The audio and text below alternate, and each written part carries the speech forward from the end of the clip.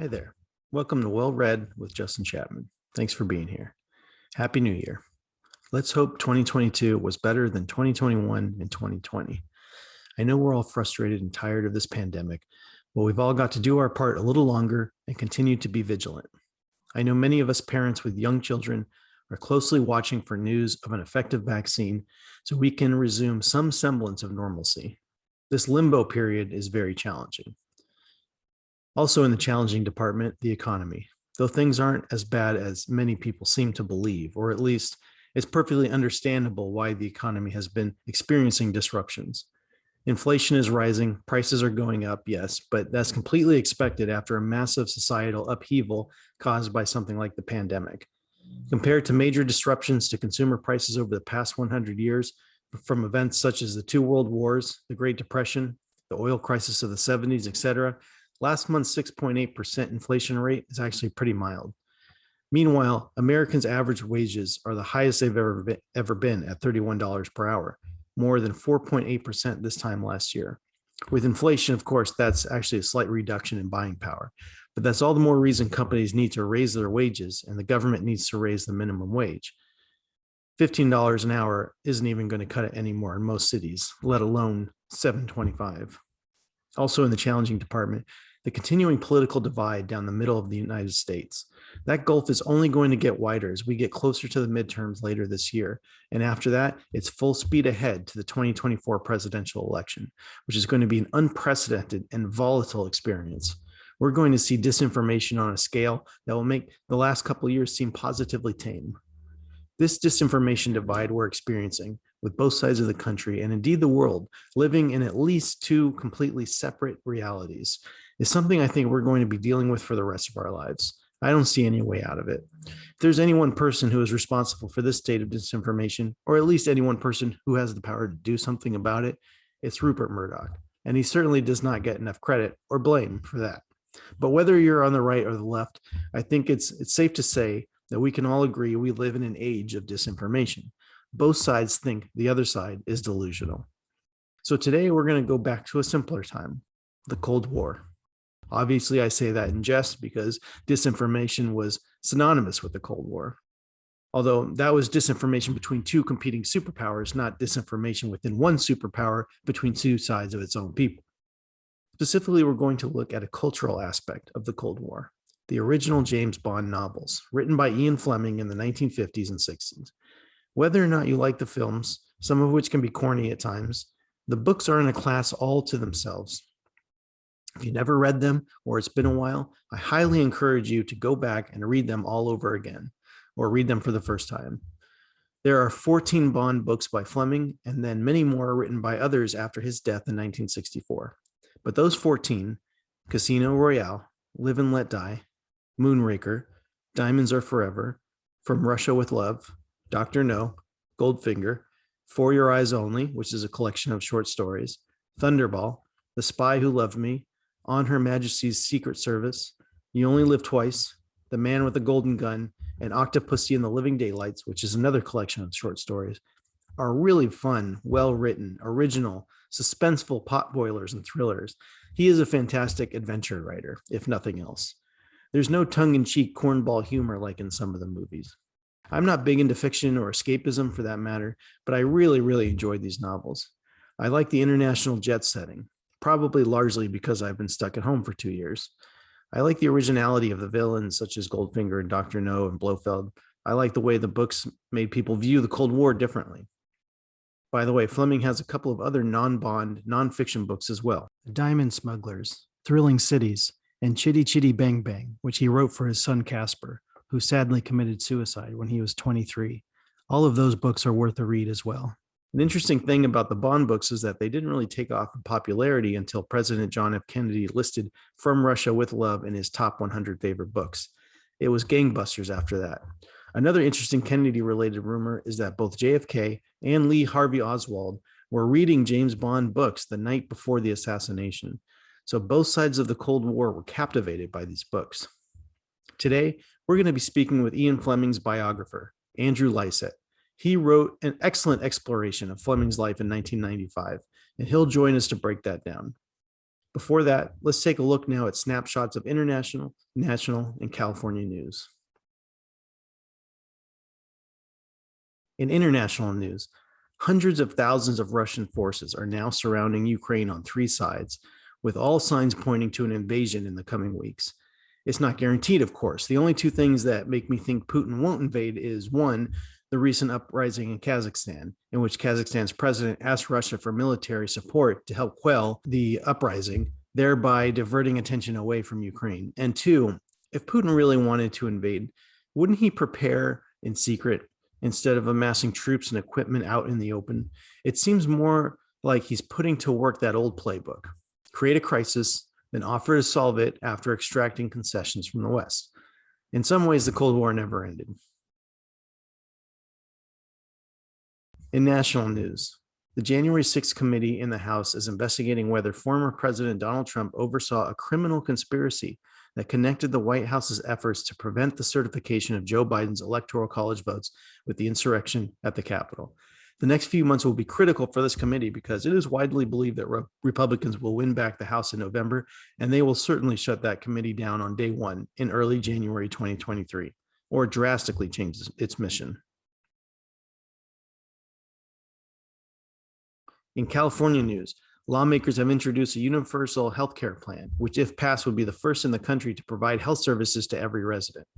The plan would be paid for by new taxes on wealthy individuals and businesses, and thus would have to be approved by California voters at the ballot box. And for local Pasadena news, check out my other show, News Wrap Local with Justin Chapman, which airs on Pasadena Media's TV channels, streaming apps, and YouTube every third Friday of the month at 5 p.m. Pacific. Let's patch in our guest, author Andrew Lycett, biographer and journalist who wrote an excellent book about Ian Fleming, who was, of course, the author of the original James Bond novels in the 50s and 60s. Andrew, thank you so much for coming on the show. Great to be here. Andrew is also the author of biographies about Rudyard Kipling, Dylan Thomas, Sir Arthur Conan Doyle, Muammar Gaddafi, and Wilkie Collins. He is a fellow of the Royal Society of Literature and the Royal Geographical Society. So, Andrew, your Ian Fleming book came out in the mid-90s. How did you come to write about him? Did you know some of the characters from his life, or were you a fan of the books and writing from the outside in? Yeah, just sort of different things go into making a book. I was a fan of the books. I was also a journalist, which kind of gave me an entree into some of Ian Fleming's ways. And actually, particularly, I worked for the Sunday Times where he worked. When I started out, I don't think I really knew too many of the people involved, but I got to know them, and some of them became actually pretty good friends. Like Ian Fleming's stepdaughter, Fionn Morgan. Was very helpful to me, and there was still a lot of people around who knew Ian when I started out writing, which was actually in the 1990s, and Fleming died very young, actually, in the 60s. And so there was still a lot of his colleagues and stuff around. Another one was a chap called Robert Harling, with whom he worked in different sort of areas in naval intelligence and in journalism, and was a good friend. And he was still around when I was working. So there were different inputs, if you like. Mm-hmm. And give us a very brief bio of Ian Fleming. Everyone knows about James Bond, but I'm not sure everyone really knows all that much about Bond's creator, who is fascinating in his own right. So can you give us a very brief outline of his life? Indeed. Yeah, I mean, of course, the man who created James Bond has kind of got to be exciting in his own right and fascinating in his own right. And indeed, that is the case, because he was born into what you might call a very privileged family. His grandfather actually set up a bank, what we call in Britain a merchant bank, and that was very successful. I mean, it lasted right through the 20th century until it was sold to Chase Manhattan at some inordinate sum, right at kind of the cusp of the 21st century.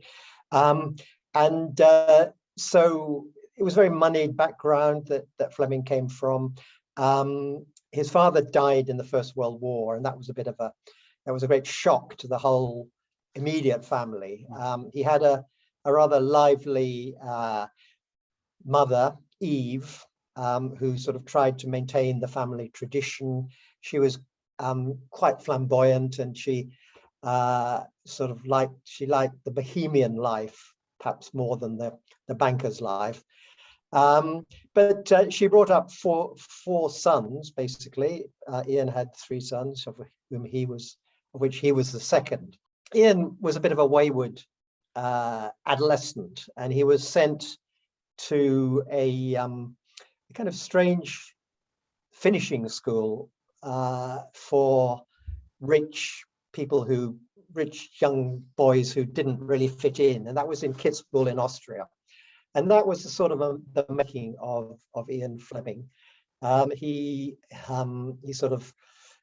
He'd been in a traditional English public school, which is actually a private school, confusingly, and Eton, which is probably very widely known as the leading school in Britain in that sphere. Anyway, he hadn't liked it there particularly.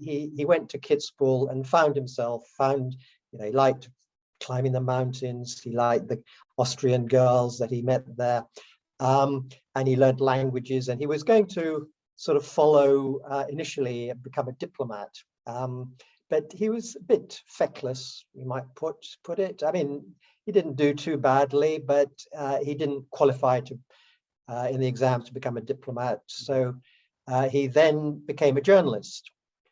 And that was quite an interesting period in his life when he was traveling as a sort of correspondent for Reuters news agency, which he joined. And it was very formative, actually, because he learnt his sort of pithy style of writing there. I won't go into too much of that at the moment. He was going to be sent to Shanghai as deputy to the bureau chief there, but he decided he wasn't getting enough money, and basically he wanted to get into the city of London, where his family had made money. So he decided that he would become a stockbroker, and he wasn't good at that, and he was called the world's worst stockbroker. But luckily for him, along came the Second World War, and he got plucked from being a stockbroker and was made a personal assistant to the director of naval intelligence. And that was the sort of making of him. It'd always been something on his back that his father had been this great figure, military figure in the First World War. Ian got into uniform, and there's a sort of famous picture of him in his sort of naval uniform. He really sort of came into his own, as I said, actually.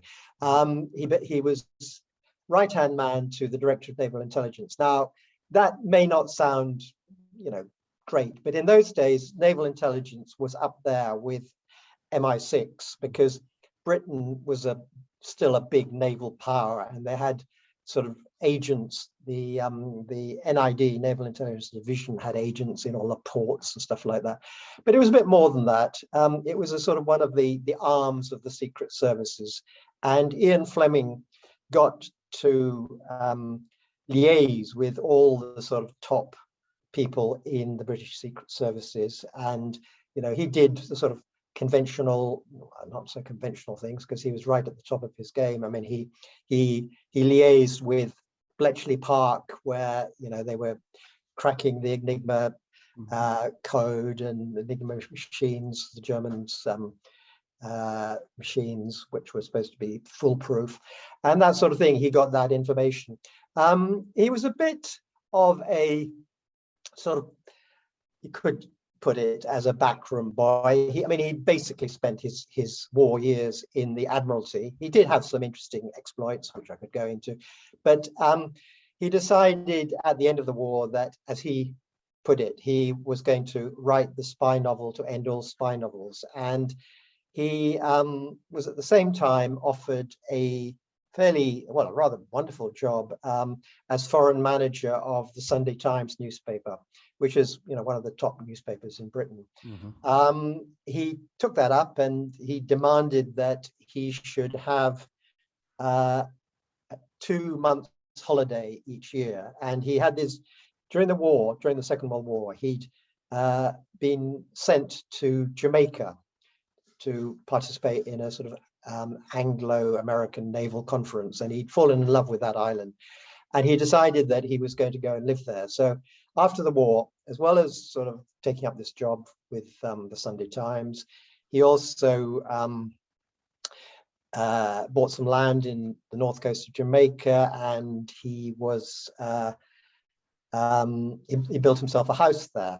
At the same time, as I've already mentioned, he was beginning to think about this spy novel to end all spy novels. Well, his time was sort of taken up with his house, with his job. He had a sort of difficult relationship with a woman who eventually became his wife in 1952. She was married to the boss of the Daily Mail newspaper, Anne Rothermere, but he'd known her before that. And so eventually in 1952, he married her in Jamaica, in fact. And he said that, this was his line, a typical sort of Fleming line, that to take his mind off the sort of impending marriage, because he'd resisted marriage for something like, what was it? Yeah, well over 40 years. And that he was actually now going to write this novel. So he knocked it off. I mean, I've worked out that it took him less than 2 months to write Casino Royale in Jamaica in 1952, and it was published in 1953. Thereafter, he wrote, every year he wrote a James Bond novel, and they were successful, but it was only sort of at the end of the decade. We're talking about the 50s, and that they really took off, and they got popular in America because President Kennedy said that From Russia with Love was one of his top 10 favorite novels. Right. And then, of course, Fleming had been trying to get his novels filmed for quite some time. He had contacts and stuff, but it was only when Cubby Broccoli and Harry Saltzman came along in 1962 and decided that they were going to make the first James Bond film, and they chose Dr. No. That was the one that they were going to do, and so that's obviously increased the profile of Ian Fleming and his books. But unfortunately, he died only a couple of years later in 1964, and he was only 56, which is very young. His relationship with his mother, who was kind of a domineering type, right? How did that shape his later relationships with women and his wife? It seemed like he had a pretty tumultuous relationship with his wife. Yeah. His mother was indeed a pretty domineering type. Difficult to know. And, she was a rather beautiful woman, and she had a lot of fans, a lot of male friends. She had an illegitimate child who, by the painter Augustus John, who became Ian Fleming's half sister. She was called Amaryllis, and somehow his mother always had this idea of her absent father, and she wanted her boys, 4 of them, to sort of live up to that. And so she made it, it was sort of par for the course in some ways for those days. She kind of engineered Ian's career, and she it was who sort of decided that he would pull out of Eton and go to this place in Kitzbühel in Austria. She then prevailed on a friend of hers who was head of Reuters news agency to give Ian a job. she was probably also involved in getting him his job in naval intelligence. And in the meantime, he actually lived with her in her house, different ones, but eventually in Chelsea, in London, and until the mid 1930s, when he was in his late 20s. And he'd fallen in love with a woman in Switzerland, which is when he was sort of on the continent after being in Austria. He actually went to Geneva University, and he met there a woman that he fell in love with called Monique Ponchot de Botton. And he brought her back to sort of stay with him at his mother's. And his mother was absolutely vile to this girlfriend, and she kind of cried off, and their relationship was the relationship between Monique and Ian was broken off. Mm-hmm. And Ian was strangely sort of broken by this. He never sort of expressed annoyance, but he sort of gave the impression that there is a phrase that doesn't actually come to my mind at the moment, that he was going off and he was going to, take women and, do what he wanted with them in the future. And, that is more or less what he was, what he became. I mean, he became a bit of a playboy in the late 1930s. He would go over to the continent with friends of his who would go to the casinos in just across the English Channel, and to a place like Deauville, and he had a lot of women. One of his closest female friends was a woman called Muriel Wright, who was a sort of part-time model, a very beautiful, well-heeled, came from a good family woman, and she was his sort of on-off girlfriend for quite some time, and he wasn't very good to her because he had other girlfriends, and she was killed in an air raid during the Second World War, and he again was devastated. Mm-hmm. And one of his colleagues in sort of unit that he was quite instrumental in setting up, called 30 Auxiliary Unit, which was a unit which was designed to sort of go behind enemy lines and collect scientific intelligence material. But one of the people who worked in that unit said, for Ian to feel anything, you've got to die. It's a bit kind of damning, really. So he was a bit, I suppose you could say, a bit cold in his emotional life, but that had its appeal clearly for some women. He was also very amusing, and he was rich, debonair, good looking, blah blah blah. He was quite a sort of model, if you like, for James Bond. Mm-hmm. And that's without going into sort of the sort of professional background. That's just really on the personal side. Right. And so his house on Jamaica is called Goldeneye, and it's named after an operation that he was part of in World War II. So what was that operation? And then also, what role did Jamaica play in influencing Ian and James Bond?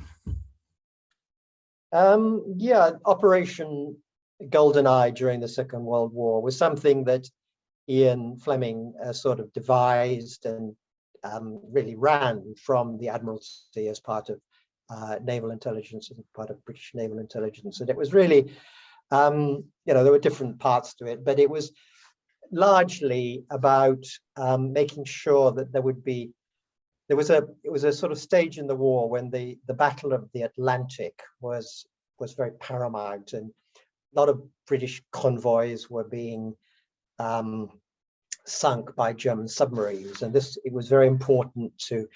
This is why Enigma was very important. It was to get code books and stuff like that to break the German code, and then to ensure that they knew where the subs were and that sort of thing. But parallel to that, there was an Operation GoldenEye.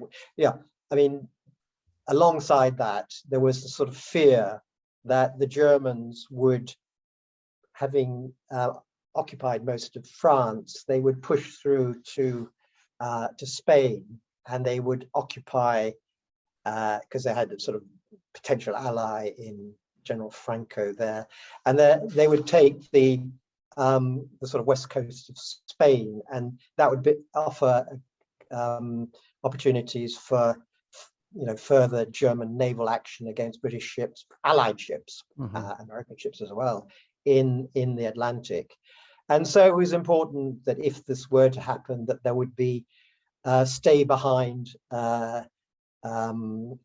agents within Spain, and this was something that Ian Fleming was responsible for sort of organizing. I mean, they had a bit of a leg up because Gibraltar, in the southern tip of Spain, was a British colony and remains so. And so he was able to sort of go there and organize things, etc. But it was a sort of interesting little operation.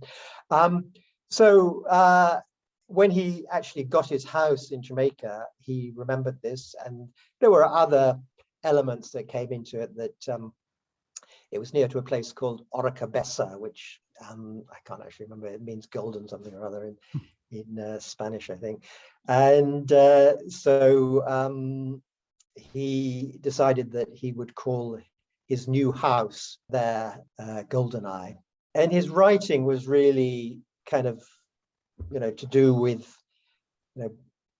his experiences during the war. It was built on his experiences in the war and his knowledge of what was going on in mainly Europe, but not totally. Obviously there's episodes in the United States, etc. But there's a sort of another aspect to it that Ian felt at home in Jamaica, and Jamaica at the time was still actually British. I wouldn't say owned, but it was still a British colony. And it was a sort of old-fashioned place where he kind of, as I say, felt at home, and he was uneasy about some of the things that were happening in in the wider world, and so it sort of became. He was a curious mixture, actually, because he was old-fashioned in a lot of his attitudes. But doesn't mean that he was a total reactionary or anything like that. He was actually quite a libertarian. I mean, he was in favor of all sorts of sexual liberation and that sort of thing. But at the same time, so he was a bit old-fashioned, but at the same time, he had a fascination with the new. He had a fascination with new gadgets. He had a fascination with new objects. He had a fascination. And so this seeped into his writing, and, with the consequences that we all know, and, has been picked up by the films. But that was there in the books that, why, one of the reasons why the Bond books are so, well, first of all, why they had, they were successful was that they sort of showed a kind of new world to Britain that was just coming out of the hardships of the Second World War, that had rationing right until the early 50s, and et cetera, et cetera. And Bond went out there, and, he had these wonderful, he went places, it was colorful, there was kind of new things, new gadgets, new cars, of course. And so that all had a great appeal. Yeah, absolutely. I mean, I just finished the books recently. I was a James Bond fan in the 90s when the GoldenEye video game came out, but just got back into it again recently. and the movies can be corny sometimes, but the books I think are really fun, escapist, pot boilers, essentially thrillers. I mean, he could really make a reader turn the page. But there seems Well, to I'm be glad you say that, because of course, I mean, I know about Ian Fleming more than the films, if you like. Mhm. So I know his books pretty well, but actually much more than I know the films. So Mhm. I relate to that, and of course, as I've already said, he had his training as a journalist, which made him, he could choose his words. He was quite pithy in the way that he wrote, and he could tell a story. I mean, that goes almost without saying, but it makes for a good concoction, and you're absolutely right. They're very good reads. Yeah, but there seems to be a spectrum of opinions. I think his own wife called the books pornography, for example. Yeah. So, what are your thoughts on James Bond's cultural legacy? Obviously, it's massively popular, $1 billion plus franchise. The last movie, No Time to Die, was of course very controversial among fans, although I personally loved it. I'd be curious to hear your thoughts on that. I liked it too. Yeah, but I mean, how did Ian Fleming's creation influence the Cold War, or did he? And what did he represent about Britain at the time? It's an extraordinary phenomenon, because